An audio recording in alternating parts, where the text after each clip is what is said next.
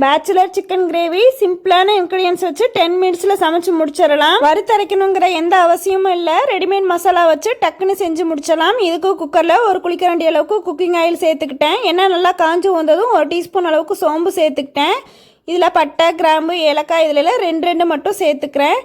2 medium size பெரிய வெங்காயத்தை பொடி பொடியாக கட் பண்ணிட்டு சேர்த்துக்கிறேன். பாதி அளவுக்கு வதங்கி வந்ததும் இஞ்சி பூண்டு ரெண்டையும் நல்லா நசுக்கிட்டு சேர்த்துக்கிறேன். இது கூடவே 2 பச்சை மிளகாயும் சேர்த்துட்டு நல்லா பொன்னிறம் ஆக வரைக்கும் கலந்து, இது கூடவே 2 மீடியம் சைஸ் தக்காளியை சேர்த்துட்டு வதக்கி கொடுத்துக்கிறேன். 1/2 கிலோ அளவுக்கு சிக்கன் எடுத்துக்கிறேன். அதுக்கு மஞ்சத்தூள், உப்பெல்லாம் போட்டு நல்லா வாஷ் பண்ணிட்டு தண்ணியெல்லாம் இல்லாமல் ட்ரையாக எடுத்து வச்சுருக்கேன். அதையும் உள்ளே சேர்த்துக்கலாம். இது கூட தேவையான அளவுக்கு உப்பு சேர்த்துக்கிறேன்.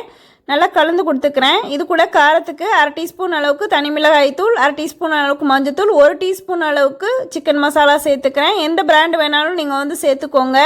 எல்லாம் ஒன்று சேர்த்து நல்லா ட்ரையாக வரைக்கும் கலந்து கொடுக்கணும். இது கூடவே வாசனைக்காக கொஞ்சம் புதினாவும் கருவேப்பிலையும் சேர்த்துட்டு நல்லா தண்ணியெல்லாம் வற்றி நல்லா எண்ணெய் பிரிஞ்சு வர அளவுக்கு வதக்கி கொடுக்கணும். இந்த கிரேவியோட டேஸ்ட்டே இந்த வதக்கி கொடுக்கறதுல தான் இருக்குது. நல்லா பச்சை வாசனையெல்லாம் போய் தண்ணியெல்லாம் ட்ரை ஆகி எண்ணெய் பிரிஞ்சு வந்ததும் 1/2 லிட்டர் அளவுக்கு தண்ணி ஊற்றிக்கிறேன். 1/2 கிலோ சிக்கனுக்கு 1/2 லிட்டர் தண்ணி சரியாக இருக்கும். நல்லா கொதிச்சு வந்ததும் உப்பு காரம் ஒரு தடவை செக் பண்ணிவிட்டு மூடி போட்டு மூடி தாராளமாக 5 விசில் விட்டு எடுத்துக்கோங்க. நல்லா பூ மாதிரி வெந்து வந்துடும். நேச்சுரலாக கூலாகி வந்ததும் ஓப்பன் பண்ணால் பேச்சுலர் சிக்கன் கிரேவி ரெடி ஆயிரும். ரொம்பவே சூப்பராக இருக்கும், டேஸ்ட்டாக இருக்கும். சாதம், சப்பாத்தி, இட்லி, தோசைன்னு எல்லாத்துக்கூடையும் சூட் ஆகும். சிம்பிளான இன்க்ரீடியன்ஸ் வச்சு 10 நிமிஷத்தில் தயார் பண்ணிடலாம். கண்டிப்பாக ட்ரை பண்ணி பாருங்கள். வீடியோக்கு ஒரு லைக் கொடுத்துட்டு சேனலையும் ஃபாலோ பண்ணிக்கோங்க.